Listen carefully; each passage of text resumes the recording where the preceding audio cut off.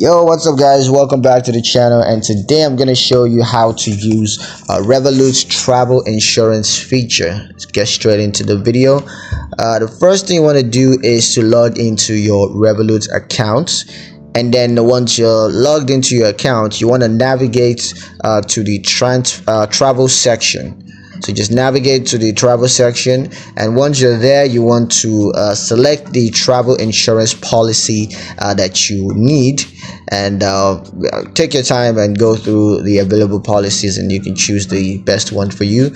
And then once that's done, just set the policy details, including the trip dates as well as the destination.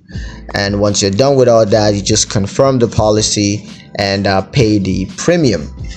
And yeah, that's pretty much it for how to use Revolut's travel insurance feature.